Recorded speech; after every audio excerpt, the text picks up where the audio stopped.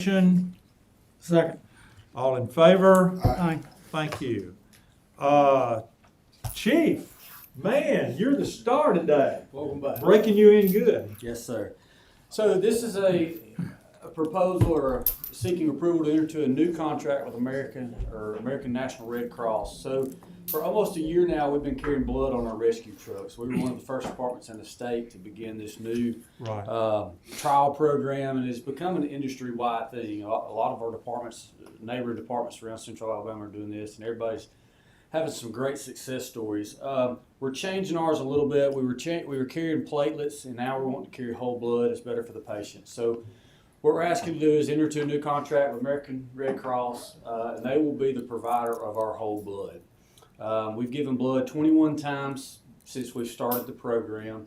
Some of the patients didn't make it, but we've had some great success stories with this, and industry-wide, they're seeing a big difference in the way patients are getting to the hospital.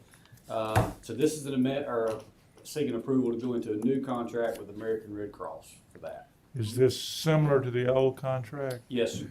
Okay. Yes, sir. It's just a different type of blood. The other one was blood cells, and this is going to be whole blood. And this comes from a recommendation from our med control. And it's under in the budget? Yes, sir. Okay. Yes, sir. Any questions? None. Motion. Second. All in favor? Aye.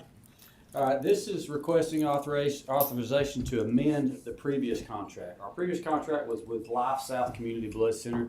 And what we're doing is we're keeping this contract here and we're keeping it on the books as a contingency plan. So in the event that whole blood becomes an issue, we have a built-in backup plan with Life South that we can get what we work here in, which is platelets from them. So this is just, like I said, a backup plan in the event that there becomes a blood shortage or something like that, we can't get it. We've got a contingency plan built in. Questions?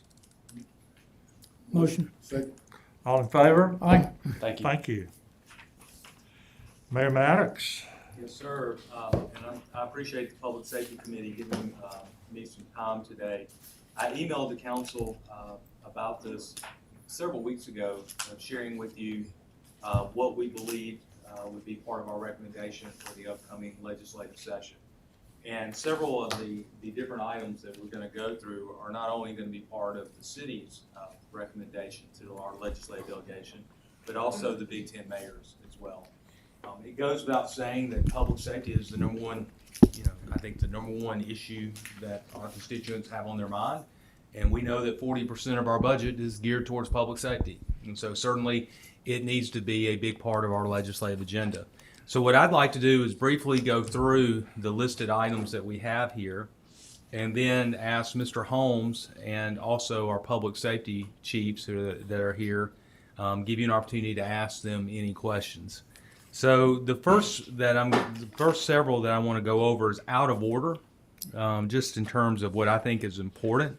So if you look to your legislative agenda, under public safety number 4, this is one that we're going to be working on a statewide level, and that is to provide state sovereign immunity equivalent, the equivalent to state sovereign immunity for local police officers and firefighters. Right now, if you work for the sheriff's department, you have state immunity, sovereign immunity. But if you work for the Tuscaloosa Police Department, you do not. One of the things that is used against not only TPD, but all municipal law enforcement agencies across Alabama is that you don't have that sovereign immunity. And we believe that police officers and firefighters should have the same sovereign immunity that you find on the state level. This is also something that the legislature can do that doesn't cost them a dime.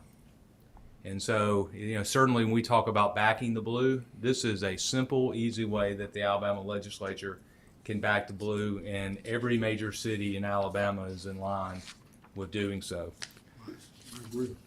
I've been sued as a police officer, so I support this a great deal. I believe that TPD's officers and our firefighters, Tuscaloosa Fire and Rescue, deserve the same protections as those at the state level.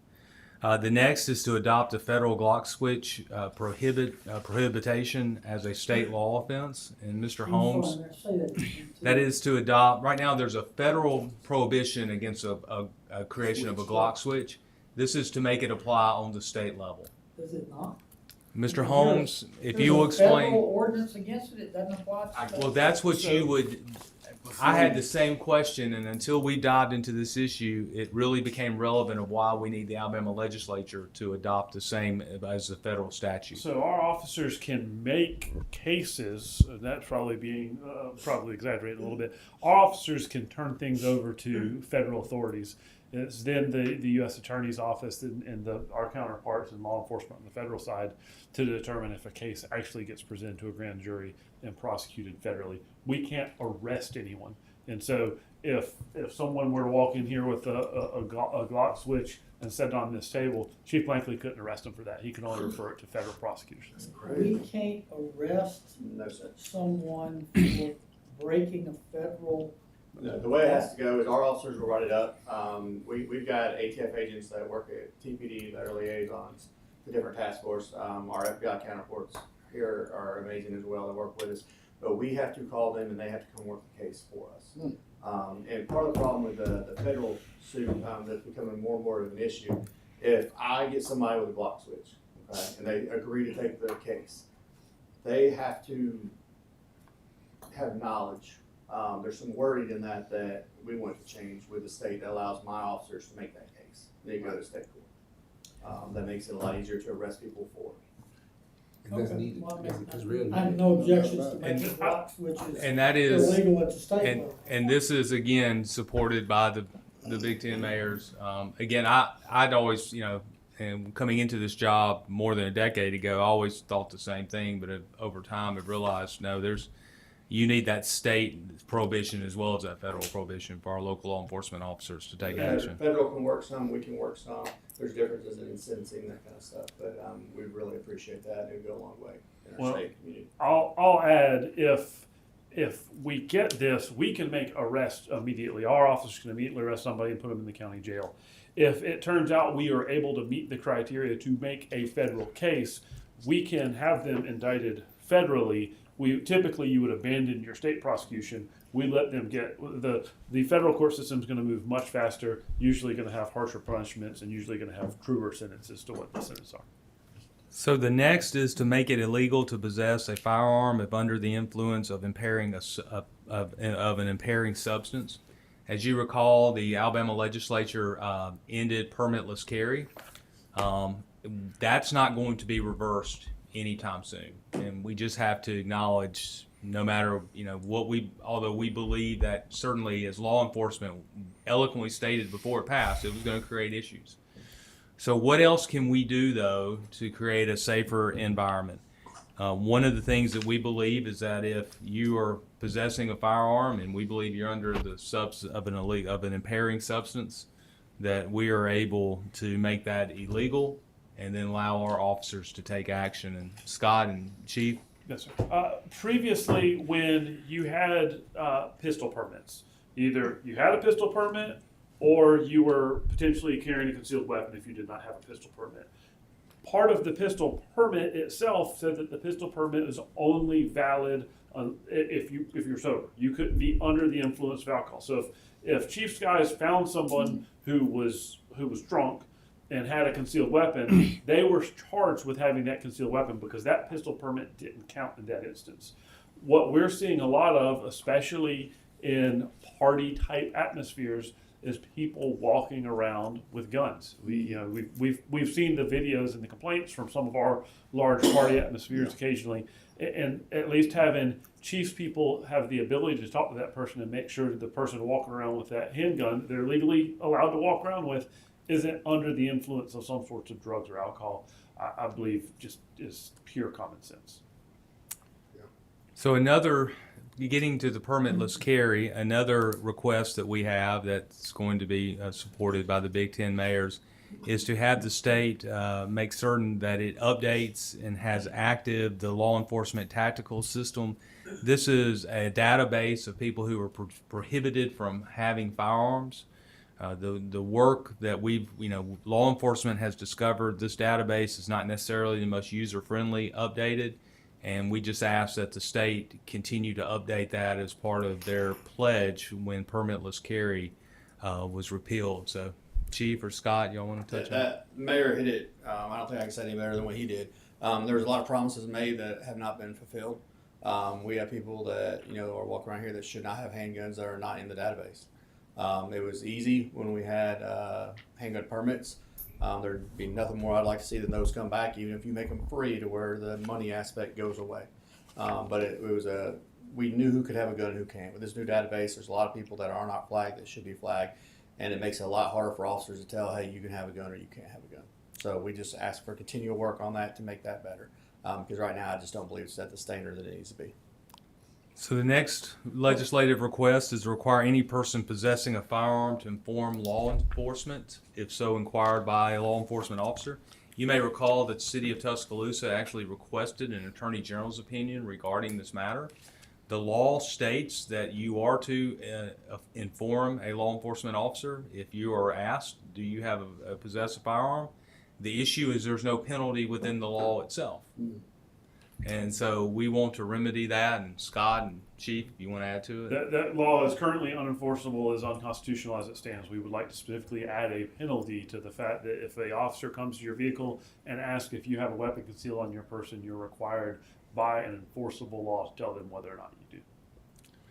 The next one is to make it illegal for You any. say it's currently unenforceable as unconstitutional? Yes, sir. So you have to fix a punishment for the crime, and the legislature did not fix a punishment for this crime. So there's a lot of case law that says crimes in that instance are unconstitutional, and so you can be charged. It's ultimately going to be dismissed by the court. We had some arguments with some various state entities, and ultimately council authorized me to seek an attorney general's opinion on it. And the attorney general came back and said that we were correct and that is unenforceable. It's got to say it's a Class C misdemeanor or some sort of Punishable by punishable X. by this, and it's not. So we do not enforce that because our city legals are guiding lines. So. The next one, it's number 9 on your legislative list under public safety, is make it illegal for any felon to possess a firearm. So again, we think this is pretty common sense. Illegal for a felon to possess a firearm. It's certain felonies. Huh? It's got to be certain felonies, not all felonies count for that. Again, Like what, shooting somebody? Robbery, burglary, Violent crime. any crime with violence is the felony is counts where you cannot have a pistol or a handgun or a weapon. there is, I think what you see here is the amount of pressure on local law enforcement, whether it's sheriff's offices or municipal police departments, is intense. And right now we have a failed system where we don't have an arresting problem, we have a keeping them in jail problem, and that's not on local governments in Alabama. That's a state issue. What we want to do is increase the number of tools in our toolbox to continue to put the bad guys where they need to be, and then hopefully the state will catch up and be able to help us continue to make our communities safer. The next one I want to talk about is giving cities more authority to abate nuisances and enforce more punitive measures against violators. We know another issue, and we see this most council meetings, blighted properties that we deal with. We also know that where we have blighted properties, we have higher incidences of crime.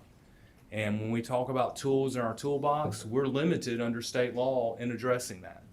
And so this is, again, just not the city of Tuscaloosa, but the larger cities in Alabama would like more tools so we could be proactive in these blighted areas. So, Scott? Yes, sir. This also covers an issue that we have seen specifically around A-days where we have outside, I'll use the term businesses for lack of a better term, come into the city that do things like sell tickets to an event to a secret location that is only revealed to the people who have bought tickets to that event shortly before the event.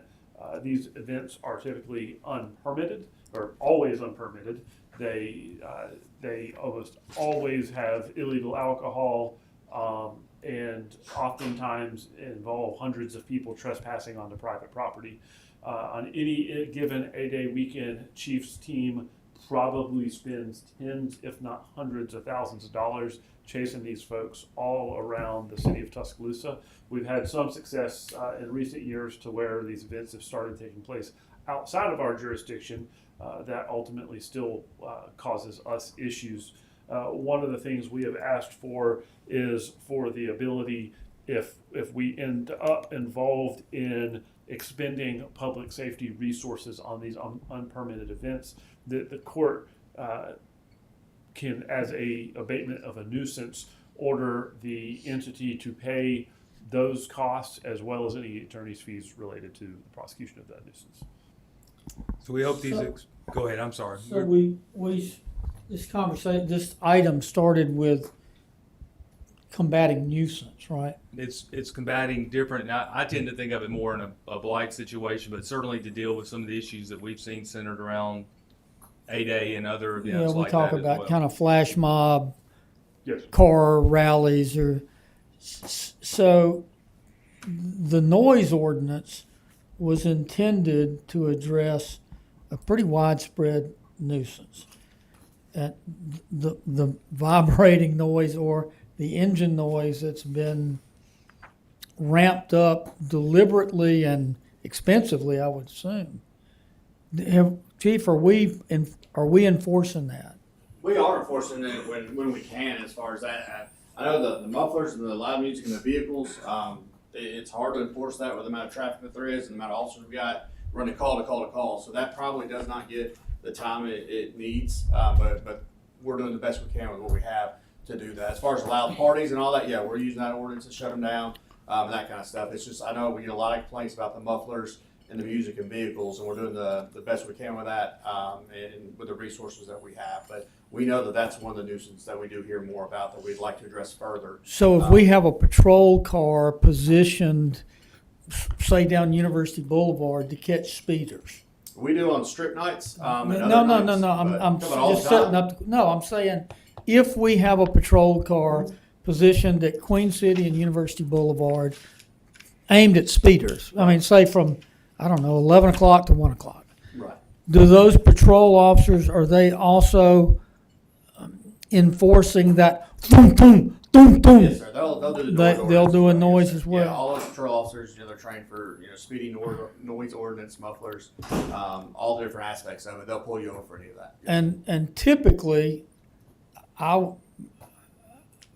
it seems like those are blacked out windows. Is that legal? We do have a Can you tent- have your windows tinted so you can't see inside? We do have tent laws that we do enforce statewide. We enforce them. The troopers enforce them. The county enforces them. Everybody enforces the tent laws. Yeah. There's some requirements. Tuscaloosa Police Department enforces Oh, the yeah. tent We laws? do- Absolutely. We do tent too. Okay. Yeah. There's some requirements that we have to pull the vehicle over. We abide by all. Y'all gonna have to guidelines. deputize me then. Yeah, take the thing, Yeah. make a lighter. Anything else that y'all would like to talk about? They care more about it. Y'all bringing up than some promise. memories for Chief there. Yes, but we do enforce all moving violation and non-moving violation laws. On nuisance abatement, we actually have two different nuisance abatement type objects, and I think I wasn't picking up the one that you were putting down there. I'm sorry. We also have included, if you actually jump down to the bottom of that page and go kind of into urban development, one of the things we've requested is there are issues such as parking in front yards, grass, trash, or whole living room soups on front yards, and other things that are clear code violations. The way state law is set up is we're not set up to handle that. So many of these laws were just written hundreds of years ago, and so for us to enforce those things, we have to have a law enforcement officer issue a citation to those people. And as you've heard, Chief, his folks are running from thing to thing to thing, so therefore a couch on the front yard isn't the thing that can necessarily get them out there. Right. And so one of the things we would like to do is be able to enforce those civilly, like we do similar to running a red light, and to where you can get photographic evidence Or that's code then enforcement? that's then reviewed by still reviewed by a law enforcement officer. It's still going to have to be under our law, but then we issue electronic civil violations with the photographic evidence attached to those things. I've got two more. I'm very conscious of time.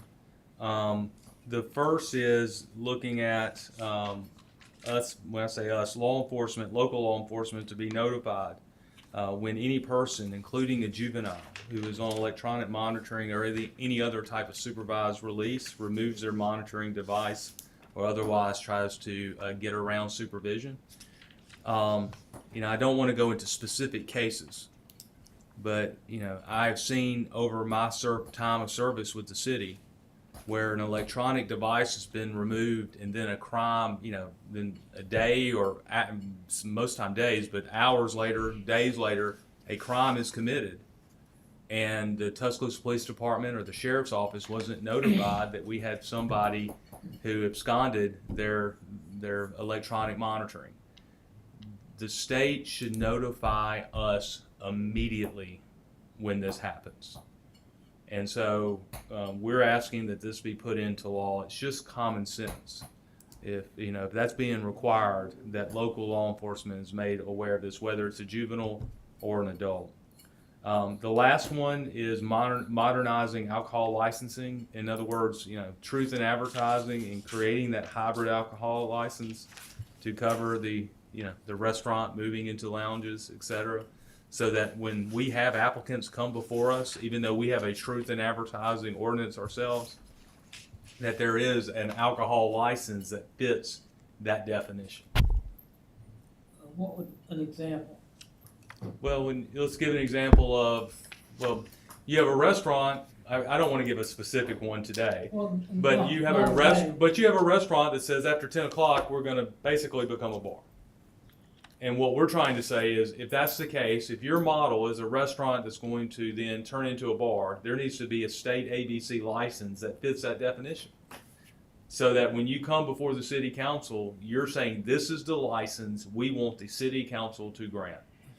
And although we have a truth in advertising ordinance, even recently we've had to redo hours because somebody came in and said they were going to be a restaurant. Then they decided, well, my model's changed, I need a bar. If that's the case, and you'd go back and we'd rather you have to go get a new license and go through that process. So I call it the truth in advertising license that would be issued by the state. I think there's some other, now this is not endorsed to my knowledge, this is not endorsed by the Big Ten mayors, I know that. But I do think other cities, especially those that are college cities like us, would have interest in, because that's where you see a lot more of it. You have a couple of other, I can add some other examples. You may have someone who operates more as a restaurant during the day and more as a bar at night. They want to get a restaurant license because we have 40,000 students here, so probably 10,000 of them are under the age of 19. Under Alabama alcohol regulations, if you have a lounge license, you can't admit anyone under the age of 19. And so if you've got someone under the age, you have a 21-year-old hanging out with a couple 18-year-olds, they're not going to go to those places. If you had a state law that allowed morphing in some capacity, I think that would help. Or if you change the state law to say make it 18, I think that would help get to actually the way people are trying to operate their business versus the current definition of restaurant versus lounge under state alcohol regulations.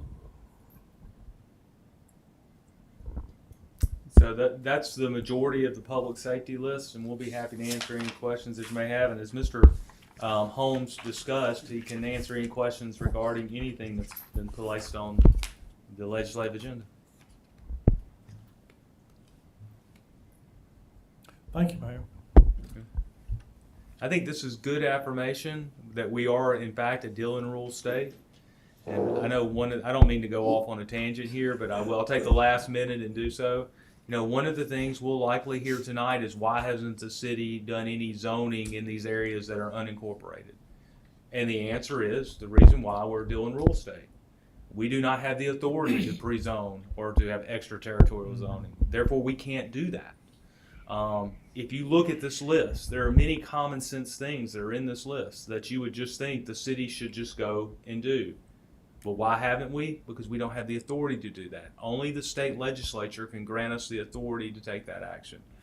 And so we appreciate the chance to be able to talk about this publicly so that the people that we work for know it's just not as simple as the council passing an ordinance. Many times we have to go get the legislature's approval to give us the ability and authority to take action. And they need to know that. Yeah, it's just, Thank you. it's not as easy as they think. Yeah. That's right. Thank you, Mr. Bell. Okay, anybody else have anything they want to bring up, comment Well, then, I will, let's see if anyone would like